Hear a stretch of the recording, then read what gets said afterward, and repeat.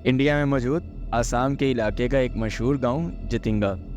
हो सकता है कि शायद ही पहले कभी आपने इसका नाम सुन रखा हो।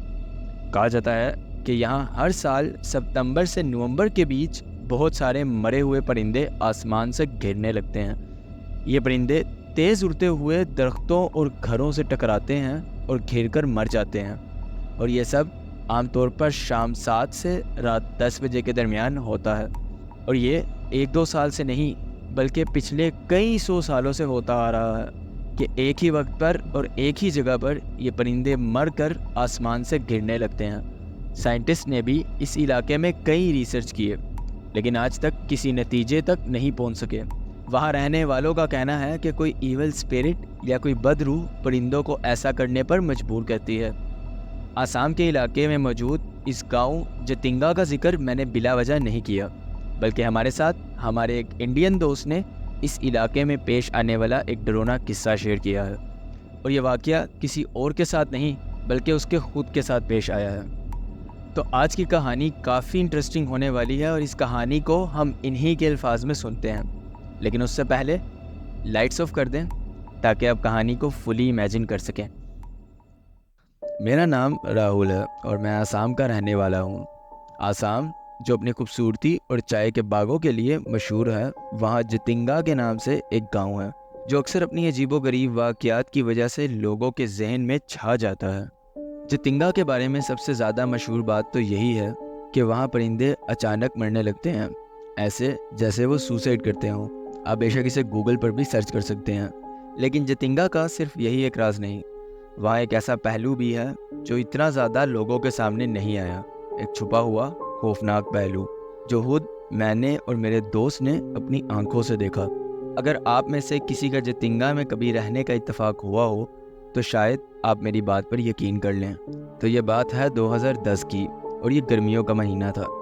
मैं अपनी कॉलेज के आखिरी साल में था और समर वेकेशन के लिए घर वापस आया था।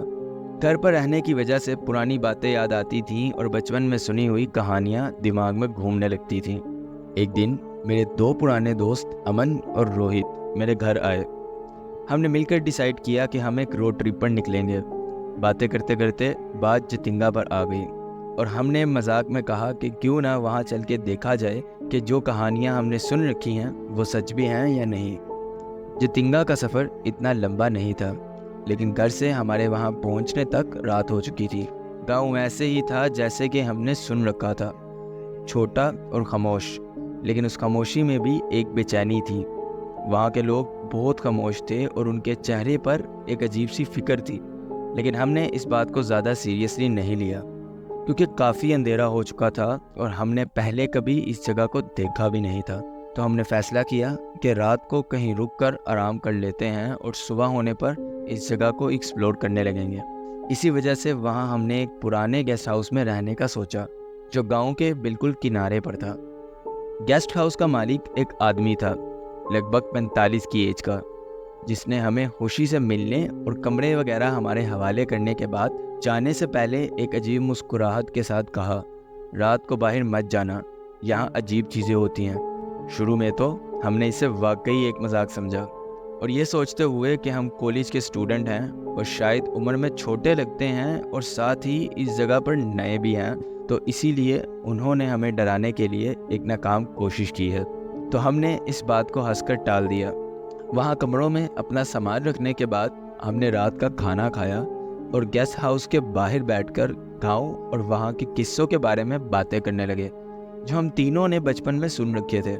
सब कुछ बिल्कुल ठीक चल रहा था जब तक कि रात के 11 नहीं बज गए, जिसके बाद अचानक माहौल में एक ठंडक महसूस होने लगी। हमने इसे जतिंगा का अच्छा मौसम समझा, लेकिन यह एहसास कुछ और था। अचानक दूर से एक आवाज़ आने लगी, जैसे कोई चीख रहा हो, लेकिन ये चीख बहुत हल्की थी और ऐसे लग रहा था कि बहुत दूर से आ रही है और बहुत मुश्किल से हम तक पहुंच पा रही है। अमान, जो हमेशा से थोड़ा बहादुर था, उसने कहा कि हमें देखना चाहिए कि यह आवाज़ कहाँ से आ रही है। मैं और रोहित पहले तो थोड़ा सा हिचकिचाए, लेकिन अमान के कहने पर और ये सोचते हुए कि हम 3 दोस्त हैं, कुछ नहीं होता, हम भी उसके साथ चल दिए। हमने अपनी टॉर्चेस वगैरह ली और वहाँ मौजूद जंगल की तरफ जाने लगे। जंगल के तरफ बहुत घने थे اور اندھیرا ایسا تھا کہ ہمیں اپنا ہاتھ بھی مشکل سے نظر آ رہا تھا۔ جنگل میں داخل ہوتے ہی آواز تیز ہو گئی اور ایسا محسوس ہوا کہ جیسے وہ چیخ ہر طرف سے آ رہی ہو۔ ہم نے آہستہ آہستہ اس آواز کا پیچھا کیا اور کچھ دیر کے بعد ہم جنگل میں ہی کہیں ایک چھوٹی سی کھلی جگہ پر پہنچ گئے۔ ایسے محسوس ہوا کہ جیسے ہم خود اس جگہ پر نہیں آئے، اس جگہ نے ہمیں کسی طرح سے اپنی طرف بلایا ہے، کیونکہ جنگل میں آواز ہر طرف سے آ رہی تھی، لیکن ہم پتہ نہیں کیسے صرف وہی پہنچ گئے جہاں ہم نے اسے دیکھا۔ وہاں ہمیں ایک لڑکی دکھی، اس کی کمر کا رخ ہماری طرف تھا اور چہرہ دوسری طرف، اور اس کے کپڑے کالے رنگ کے تھے اور پوری طرح سے گیلے تھے۔ اس کا پورا جسم ہل رہا تھا، جیسے کہ بہت زیادہ رونے کی حالت میں ہوتا ہے۔ جہاں تک میری بات ہے، میں اس وقت بہت خوفزدہ ہو چکا تھا اور وہاں سے بھاگنے کی سوچنے لگا تھا۔ مجھے محسوس ہو رہا تھا کہ کچھ بہت غلط ہونے والا ہے، لیکن میرے دوست امن نے ٹھیک اسی وقت اسے آواز دی، کیا ہوا؟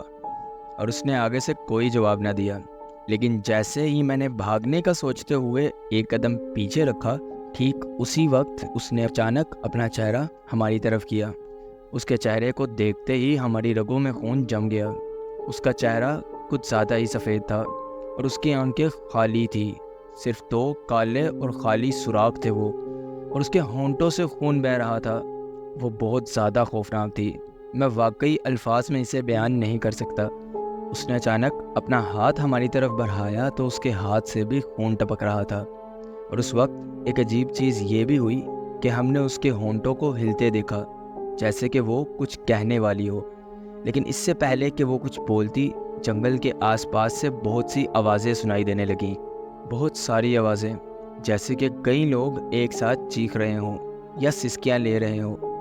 ہر طرف سے وہ چیخیں اور ہلکی ہلکی سی ہنسی کی آوازیں سنائی دینے لگیں۔ ہماری اس وقت جو حالت ہو چکی تھی، ہم واقعی اسے ایکسپلین نہیں کر سکتے۔ ہم نے بنا دیکھے کہ پیچھے کیا ہو رہا ہے فوراً وہاں سے دوڑ لگائی۔ جیسے ہی ہم جنگل سے باہر نکلے، ایک تیز ہوا کا جھونکا آیا اور پتہ نہیں کیسے لیکن ہماری ٹارچ چلتے چلتے اچانک بند ہو گئی۔ وہ آوازیں، وہ چیخیں، سب ایک لمحے کے لیے رک گیا۔ اب بس بالکل خاموشی تھی، ایک ایسی خاموشی جو انسان کے دل کو چیر کر رکھ دے۔ اینڈ بلیو می، اچانک سے چھا جانے والی خاموشی ان آوازوں سے زیادہ خوفناک محسوس ہونے لگی۔ ٹارچ بند ہونے کی دیر تھی کہ ہمارا دل خوف سے پھٹنے لگا۔ ہم بغیر رکے گیسٹ ہاؤس کی طرف دوڑتے چلے گئے اور گیسٹ ہاؤس کے قریب جا کر رکے، کیونکہ ہماری حالت بھاگنے کی وجہ سے کافی خراب ہو چکی تھی۔ ہر طرف ایک عجیب سی خاموشی تھی۔ جب ہم واپس گیسٹ ہاؤس داخل ہوئے تو وہاں کے مالک نے ہمیں دیکھ لیا۔ اس کے چہرے پر ایک عجیب سی پریشانی تھی۔ میں نے کہا تھا نا کہ باہر مت جانا، کچھ چیزیں آپ کے بس میں نہیں ہوتی، اس نے غصے میں کہا، اور پھر اچانک چپ کر گیا۔ اس رات ہم تینوں بالکل بات نہیں کر پائے اور نہ ہی ہم سے سویا گیا۔ ہمارے ساتھ جو ہوا اسے سوچ کر ہی دماغ پھٹنے لگ جاتا تھا۔ صبح ہوتے ہی ہم نے اپنی چیزیں اٹھائیں اور گھروں کی طرف واپس نکل پڑے۔ گیسٹ ہاؤس سے نکلتے وقت میں نے نوٹ کیا کہ وہاں گاؤں کے لوگ کافی چپ چپ تھے اور ان کے چہرے پر عجیب سی پریشانی تھی۔ ایسے لگتا تھا جیسے وہ کچھ جانتے ہوں جو ہم نہیں جانتے اور وہ ہمیں بتانا نہیں چاہتے۔